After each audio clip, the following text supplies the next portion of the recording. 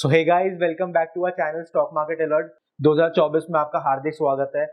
आज 2024 का हमारा फर्स्ट ट्रेडिंग डे था गाइस। आई होप आपकी जो ट्रेडिंग जर्नी है वो आगे भी बहुत अच्छी चलती रहे। आप सारे रूल्स और रेगुलेशंस जितने भी हमारे ट्रेडिंग सेटअप्स होते हैं उनको यूज करके बहुत सारे पैसे कमाएं। और मैं ये आशा करता हूँ कि जो 2024 का साल है वो आपका जिंदगी का सबसे अच्छा साल रहे। गाइस, आज हम थोड़ी बात करेंगे निफ्टी और बैंक निफ्टी का। ये पोस्ट मार्केट एनालिसिस वीडियो है। आज हम ये बात करेंगे कि ओवरऑल निफ्टी ने कैसी परफॉर्मेंस दी, बैंक निफ्टी ने कैसी परफॉर्मेंस करी, कुछ न्यू लेवल्स फॉर्म हुए हैं। आज निफ्टी एक थ्रू आउट बुलिश ट्रेंड में था, थोड़ा बुलिश पॉजिटिव बायस उसने मेंटेन करके रखा था। बट जो 3 बजे की कैंडल आई हमारी, वो 3 बजे की जो कैंडल है उसने सारा काम खराब कर दिया। ये 3 बजे की कैंडल आई थी और उसके बाद से सीधा नीचे गिरा ये अप्रॉक्स 140 पॉइंट्स। 140 पॉइंट्स निफ्टी में बहुत होते हैं गाइस, वो भी इंट्राडे 140 पॉइंट्स जाने के बाद 140 पॉइंट, वो भी इंट्राडे 140 पॉइंट्स जाने के बाद 140 पॉइंट्स का फॉल आना बहुत ज्यादा बड़ी बात होती है। गाइस, जैसा कि आपको पता है कि जो निफ्टी था हमारा, उसने शुरू से ही positive bias throughout the day maintain करके रखा था टिल 3 PM। और गाइस, आपको एक चीज पता होगी, हमारा शायद अभी FII DI का डेटा नहीं आया जब मैं वीडियो को शूट कर रहा हूँ। गाइस, जैसा कि आपको पता है कि जो हमारे FII, जो हमारे फॉरेन इंस्टीट्यूशनल इन्वेस्टर्स होते हैं, जो हमारे DII, जो हमारे डोमेस्टिक इंस्टीट्यूशनल इन्वेस्टर होते हैं, वो जो सेलिंग करते हैं वो 3 बजे के बाद करते हैं। 3 बजे से वो सेलिंग करना स्टार्ट करते हैं, क्योंकि मार्केट को जो भी हायर लेवल अचीव करने होते हैं वो जनरली 3 बजे तक कर लेती है। अगर हमारी मार्केट ने 3 बजे तक कोई भी मूव नहीं दी है तो चांसेस और एक हाई प्रोबेबिलिटी होती है कि 3 बजे के बाद एक आपको अच्छा मोमेंटम देखने को मिल सकता है। आफ्टर 3 मोमेंटम आपको अच्छा देखने को मिल सकता है अगर मार्केट ने 3 बजे तक कोई मूव नहीं दी है। गाइस, आज क्या हुआ, आज के बारे में थोड़ा बात करते हैं। आज हुआ क्या, हमें ये पता है कि निफ्टी करीबन इस लेवल पे खुला था। शुरू से ही उसने हायर हाईज हायर लोज बनाते हुए पॉजिटिव बायस उसने मेंटेन करके रखा था। ये जो पॉजिटिव बायस मेंटेन करके रखा हुआ था, वो उससे क्या हुआ, उससे हमें थोड़ी हायर लेवल्स पे क्लोजिंग देखने को मिली गाइस। उसे ये चीटी ने सारा काम खराब कर दिया।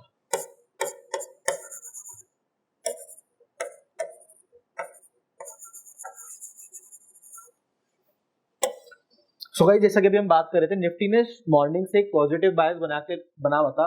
जब एक बहुत बड़ी हमारी सेलिंग की ग्रीन, यहाँ पे रेड कैंडल आई, ये जो हमारी रेड कैंडल आई, उसके बाद भी इसका हाई टेस्ट हुआ था। फिर मार्केट दोबारा नीचे आई। फिर मार्केट ने क्या किया, ये हायर हाई बनाया, ये हायर लो बनाया, फिर एक और हायर हाई बनाया, यहाँ पे रुकी, फिर एक और हायर हाई बनाया। हायर हाईज हायर लोज बनाते हुए कॉन्स्टेंटली हमारी मार्केट ऊपर जाती रही अप अंटिल 3 PM। गाइस, आपको कुछ चीजों का ध्यान रखना होता है। मैं आपको एक मंत्रा बताता हूँ जब आप स्टॉक ट्रेडिंग करते हो, जब आप फ्यूचर ऑप्शन में ट्रेडिंग करते हो। गाइस, अगर थ्रू आउट द डे आपका पॉजिटिव बायस मेंटेन रहा है, आपको क्या करना है, आपको 3 बजे की कैंडल से पहले जो भी आपने मूव कैप्चर करी है उसमें आपको अपने प्रॉफिट बुक कर लेने हैं। काफी बार चांसेस क्या होते हैं, अगर एक अप ट्रेंड में रही है पूरा दिन मार्केट, तो 3 बजे आपको काफी ठीक ठाक लेवल की सेलिंग देखने को मिल सकती है। जनरली क्या होता है, थोड़ी बहुत सेलिंग देखने को मिलती है। आज तो बिल्कुल ही एकदम ताबड़तोड़ माहौल हो गया था। ताबड़तोड़ माहौल क्या, मेरा मतलब क्या है कि निफ्टी हमारा जो डे हाई था, जो कि करीबन 21,820 का लेवल था, इससे जो निफ्टी है हमारा, निफ्टी ने क्लोजिंग दिया 21,689। करीबन 130 पॉइंट से ज्यादा की गिरावट हमें देखने को मिली थी, जो कि बहुत ही ज्यादा होती है जब हम इंट्राडे की बात कर रहे हैं। करीबन हमें 180 पॉइंट की गिरावट देखने को मिली थी, जो कि बहुत ही ज्यादा होती है इंट्राडे में जब हम निफ्टी की बात करते हैं, क्योंकि निफ्टी का जो भी करंट प्राइस चल रहा है वो करीबन 21,600 के आसपास हो रहा है। तो उसमें जो 180 पॉइंट की गिरावट आ रही है उससे काफी ज्यादा फर्क पड़ता है। फर्क क्या पड़ता है, ये ऐसा क्यों हुआ, जैसा कि आपको मैंने बताया, जो हमारे FIIs और DIIs थे उनकी जो सेलिंग शुरू होती है 3 बजे के बाद होती है। और आपको पता है, जैसे कि आपको मैंने अपनी पोस्ट मार्केट एनालिसिस वाली वीडियो में बताया था, जब हम FIIs और DIIs का डेटा कैलकुलेट करते हैं, उससे जो हमने एक फिगर निकाली थी, उसमें हमने ये बात करी थी कि जो दिसंबर मंथ था हमारा, जो हमारा दिसंबर मंथ था, उसमें जो हमारे फॉरेन इंस्टीट्यूशनल इन्वेस्टर्स है, उसमें जो हमारे डोमेस्टिक इंस्टीट्यूशनल इन्वेस्टर्स है, उन्होंने करीबन 50,000 करोड़ की बाइंग करी थी, अप्रोक्स करोड़। गाइस, अब आपको पता है कि जो एक बहुत ही ज्यादा हमारा 2024 का अच्छा दिन था ये। अच्छा दिन, ये बुरा दिन क्यों बना, ये अच्छा दिन बुरा दिन इसलिए बना क्योंकि आज थोड़ी प्रॉफिट बुकिंग हुई है। आई एम श्योर जब ये वीडियो लाइव होगी गाइस, जब आप FIIs और DIIs का डेटा देखोगे, उसमें आपको डिसेंट अमाउंट की सेलिंग देखने को मिलेगी, क्योंकि इतनी बड़ी गिरावट 180 पॉइंट की तभी आती है जब कुछ अच्छा इंडेक्स उन्होंने सेल करा हो, या कुछ उन्होंने अच्छा अमाउंट बेचा हो 50,000 खरीदने के बाद। गाइस, जैसा कि आप देख पा रहे हो, ये जो मार्केट थी हमारी, इसने यहाँ से करीबन टर्न लिया, इस वाले लेवल से गिरनी शुरू हुई थी, ठीक है, और इस लेवल से ये सीधी गिरी है, इसने कहीं भी सपोर्ट नहीं लिया, एकदम सपोर्ट कहाँ पे लिया, सपोर्ट इसने इस वाले बॉक्स पैटर्न पे लिया है, ये हमारा बॉक्स पैटर्न है, ठीक है, इसने इस वाले लेवल पे सपोर्ट लिया है, एग्जैक्टली वहीं पे मार्केट ने पॉज लिया है। अभी हम 5 मिनट्स टाइम फ्रेम पे एनालिसिस कर रहे हैं, मार्केट ने एग्जैक्टली गाइस वहीं पे पॉज लिया है जहां पे इसने पहले यहाँ पे पॉज लिया था, फिर इसने यहाँ पे पॉज लिया, फिर इसने यहाँ पे पॉज लिया था, फिर यहाँ पे पॉज लिया था, और फिर इसने दोबारा यहीं आके रुकी है। तो गाइस आई होप आप अहमियत देख पा रहे हो जो हमारे बॉक्स पैटर्न होते हैं उसकी क्या इंपॉर्टेंस होती है और एक कैसे एक क्रूशियल सपोर्ट, एक क्रूशियल रेजिस्टेंस की तरह एक्ट करते हैं। मैं अपनी हर वीडियो में आपको ये बताता हूँ, resistance when broken turns into support. So इसमें भी यही हुआ, बार बार ये पहले रेजिस्टेंस थी, अब ये सपोर्ट बनके इसने ऐड किया। सो इसी लेवल पे जो हमारी बॉक्स पैटर्न था, इसी के जो लोअर लेवल्स पे मार्केट ने काफी बार पॉज लिया है। अब हमें क्या करना है, अब हमें ये देखना है कि जब हमारी कल मार्केट खुलेगी, सो ये वाला जो लेवल है हमारा, ये वाला जो लेवल है ये सस्टेन हो रहा है नहीं हो रहा। अगर ये सस्टेन नहीं हो रहा सो आपको थोड़े और नीचे के लेवल्स भी देखने को मिल सकते हैं। हो सकता है मार्केट थोड़ा सा रिट्रेसमेंट ले 21,500 के लेवल तक। मैंने आपको एक चीज और बताई थी अपनी वीडियोस में कि जो 500 के लेवल्स होते हैं, 500 के लेवल्स पे सबसे ज्यादा पुट राइटिंग होती है। अगर मार्केट गिर रही होती है तो वहां पे एक अच्छा खासा पॉज लेती है, वहां से भी हो सकता है टर्न अराउंड आए, वहां से भी हो सकता है बाइंग मोमेंटम आए। सो गाइस अब हमें लॉन्ग कब जाना है, लॉन्ग हमें कब जाना है, लॉन्ग हमें तब जाना है कि ये जो फॉल आई है, ठीक है, ये जो फॉल आई है, जब आपको जो हायर लेवल है बॉक्स पैटर्न का, अगर आपको यहाँ पे कैंडल क्लोजिंग प्लस रिट्रेसमेंट देखने को मिलती है, तो अगर आपको कैंडल क्लोजिंग प्लस रिट्रेसमेंट देखने को मिलती है और आपने एंश्योर करके वेट करके ट्रेड लिया है, सो गाइस मेक श्योर कि वो एक फेक आउट ना हो, वो ब्रेकआउट से फेक आउट ना हो जाए, उसके बाद ही आपको ट्रेड में एंट्री लेनी है। मैंने आपको लॉन्ग की एंट्री बता दी, मैंने आपको शॉर्ट की एंट्री बता दी, इन्हीं केस में आपको ट्रेड करना है।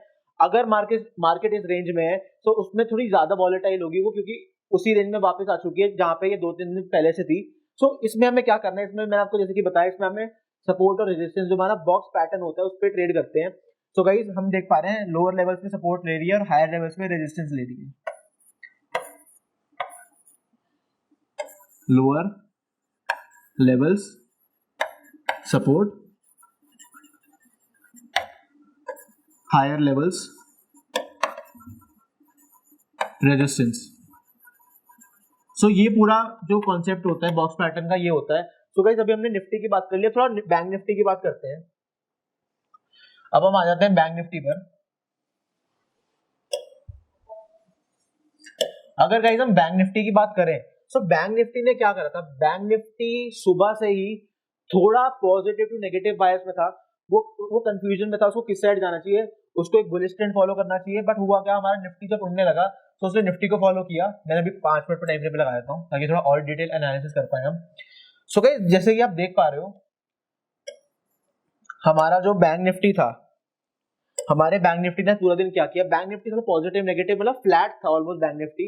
ये थोड़ा इसमें अपमूव हमें तब देखने को मिला जब निफ्टी काफी ज्यादा, हमारा निफ्टी करीबन 110 पॉइंट, अगर आप एसजीएक्स से कंपेयर करोगे, एसजीएक्स ने आज 22,000 के ऊपर की क्लोजिंग दी थी। जो एसजीएक्स निफ्टी का हाई था 22,050 के करीब का था। तो उसको उसी की भेड़ चाल में निफ्टी ने भी एक अपमूव दिखाई, बट वो जो हुआ क्या, वो जो अपमूव थी वो सस्टेन नहीं करी, वो जो अपमूव थी वो सस्टेन नहीं करी। वो अपमूव सस्टेन इसलिए नहीं करी क्योंकि 3 बजे आके एफआईआईज और डीआईएस ने सेलिंग करी है। वो हम देखेंगे प्री मार्केट वीडियो में, कल बात करेंगे कि किस टाइप का डेटा रहा है हमारा एफआईआईज और डीआईएस का। तो गाइस जैसे कि हम देख पा रहे हैं एक रेंज में थी मार्केट, यहाँ पे एक आपको ब्रेकआउट देखने को मिला था। बट गाइस इसमें सबसे बड़ी बात क्या हुई, जब आपका ब्रेकआउट आया उसके बाद जब रिट्रेसमेंट आई, वो रिट्रेसमेंट हायर लेवल्स पे सस्टेन नहीं करी। सो मैंने आपको एक चीज बोली थी, अगर जो रिट्रेसमेंट आ रही है ब्रेकआउट के बाद, अगर वो हायर लेवल्स पे सस्टेन नहीं करी तो आपको क्या देखने को मिलती, हमेशा हमेशा हमेशा ऐसा ही होता है। आप कभी भी एग्जांपल ले लो, हमेशा ऐसा ही होगा। मैं लिख के दे सकता हूँ आपको ये चीज, हमेशा ऐसे होता है कि जो सेलिंग है एक्सट्रीमली शार्प आती है।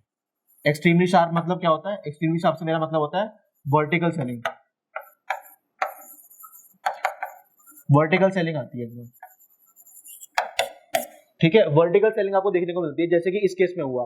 और इस केस में आपको एक चीज का ध्यान और रखना है, अगर आपने आज ट्रेड किया होगा, अगर आपने निफ्टी बैंक निफ्टी का चार्ट देखा होगा, तो आपको पता है कि through out the day Nifty काफी ज्यादा बुलिश था, निफ्टी एक हायर हायर हायर लोस बनाते हुए जा रहा था। बट जो बैंक निफ्टी था उसकी जो परफॉर्मेंस थी वो न्यूट्रल थी, मतलब ना वो ज्यादा हायर लेवल्स पे जा रहा था ना वो ज्यादा लोअर लेवल्स पे जा रहा था, वो एक रेंज में सस्टेन करके कंसोलिडेशन कर रहा था। ऐसा गाइस आपको इन सब चीजों का ध्यान रखना है, इन सब चीजों का इसलिए ध्यान रखना है क्योंकि एक पॉइंट पे जितना परसेंटेज, जितने पॉइंट्स निफ्टी अप था उतना ही बैंक निफ्टी अप था। जो ऐसे ट्रेडिंग डेज होते हैं उसमें आपको मोस्टली अवॉइड करना चाहिए ट्रेड करना, क्योंकि एक क्लियर डायरेक्शन नहीं मिल पा रही थी मार्केट को। निफ्टी जितने पॉइंट्स ऊपर था उतने ही बैंक निफ्टी पॉइंट्स ऊपर था।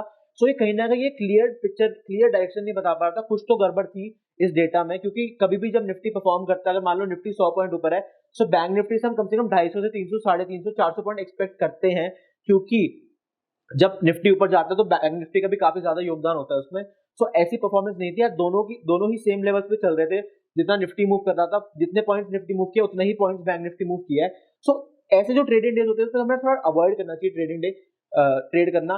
जिन भी लोगों ने एक अपनी जो कॉल साइड की पोजीशन थी, जब निफ्टी में मोमेंटम आया था हायर हाई हायर लो का, जिन लोगों ने भी अपनी कॉल साइड की पोजीशन को बुक नहीं किया, उसको होल्ड करके रखा था, उनकी जो पोजीशन थी वो इवेंचुअली, अगर वो ओटीएम्स में डील कर रहे थे, अगर वो आईटीएम्स में डील कर रहे थे, अगर वो एटीएम्स में डील कर रहे थे, हुआ क्या, इवेंचुअली उनकी पोजीशन ही लॉस में आ गई। उनको एक अच्छा खासा प्रॉफिट दिखाने के बाद उनकी पोजीशन लॉस में आ गई।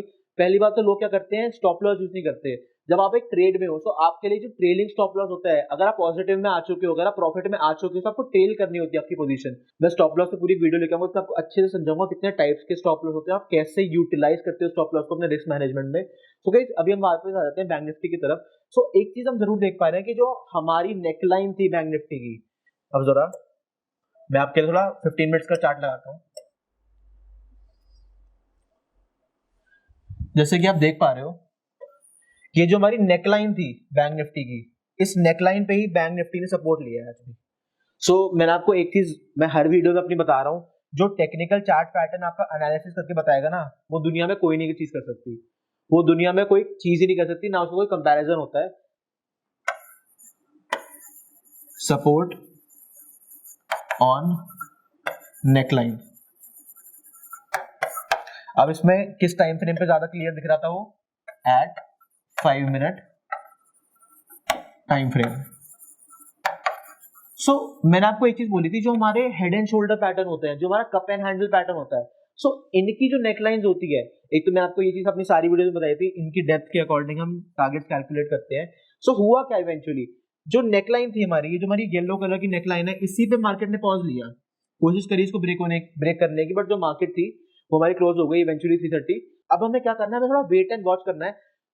हमें देखना है कि जो हमारा बैंक निफ्टी है, बैंक निफ्टी इसी लेवल पे सस्टेन कर रहा है या नहीं कर रहा है।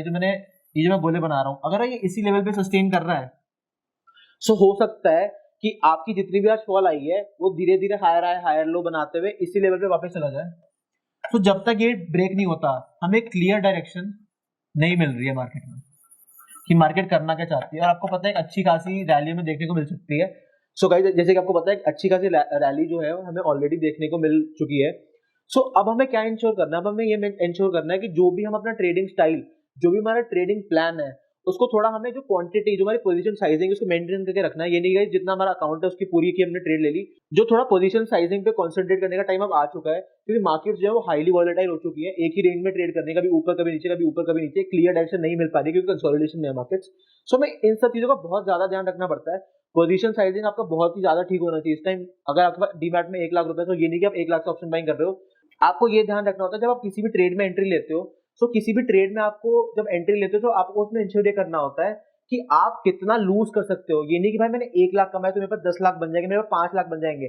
जब आप किसी ट्रेड में एंट्री लेते हो तो आपका जो मेन पॉइंट होता है, जो आपका मेन कॉन्सेंट्रेशन वाला पॉइंट होता है, उसमें आपको ये इंश्योर करना होता है कि यार मैंने अगर 1 लाख की ट्रेड ली है, 1 लाख में से मेरा कितना कैपिटल उठ सकता है, 1 लाख में से मैं कितना लॉस ले सकता हूँ, एक इस ट्रेड में जो मेरा स्टॉप लॉस है वो कितना होगा। मिलने से ज्यादा गवाने पे फोकस करना चाहिए स्टॉक मार्केट में। अगर आपने मिलने से ज्यादा गवाने पे फोकस कर लिया स्टॉक मार्केट में, तो आप एक ट्रेडर बन चुके हो, क्योंकि आपका जो लॉस है, जो आपकी रिस्क मैनेजमेंट है, जो आपका स्टॉप लॉस है, वो आपको पूरा कॉन्सेप्ट जो है, पूरी साइकोलॉजी समझ आ चुकी है।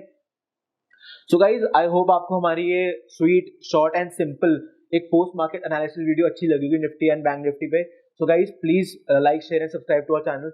हम बहुत ज्यादा मेहनत करते हैं आपके लिए, सुबह शाम एक अच्छा कंटेंट डिलीवर करने के लिए बहुत ज्यादा रिसर्च लगती है भाई, जो जितनी भी सारी वीडियोस मैं बनाता हूँ आपके लिए।